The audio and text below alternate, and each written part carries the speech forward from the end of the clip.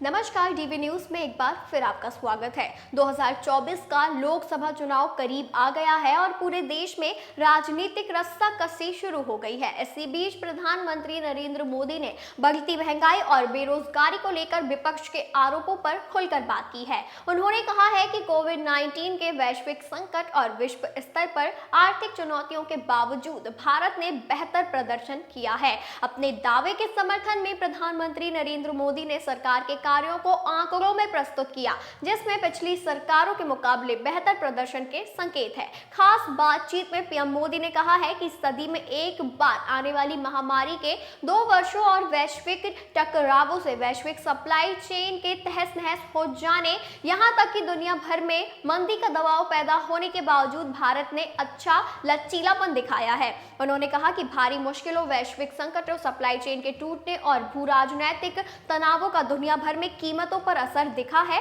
इसके बावजूद 2014-15 और 2023-24 के बीच औसत मुद्रास्फीति मात्रा 5.1% थी, जबकि इसके पहले के 10 वर्षों के दौरान यहां 8.2% थी। उन्होंने सवाल किया कि कौन सी ज्यादा है, वहीं 5.1% महंगाई या 8.2% महंगाई। देश में बेरोजगारी कम करने के सवाल पर भी पीएम मोदी ने कहा कि जहां तक नौकरियों के सृजन की बात है, ये सरकार की सबसे शीर्ष प्राथमिकता रही है। हमारे सभी प्रयास इसी दिशा में हैं। सब जानते हैं कि बुनियादी ढांचे में निवेश का वृद्धि और रोजगार पर कई प्रकार से असर पड़ता है, इसीलिए हमने पूंजी निवेश पर खर्च लगातार बढ़ाया है। पीएम ने कहा कि मैं जब कुछ शुरू करता हूं तो मुझे आखिरी बिंदु पता होता है, लेकिन मैं कभी ब्लूप्रिंट का ऐलान नहीं करता। मैं बड़े कैनवास पर काम करता हूं। पीएम ने कहा कि 2023-24 के बजट में पूंजी निवेश बढ़ाकर 10 लाख करोड़ रुपए कर दिया गया है, जबकि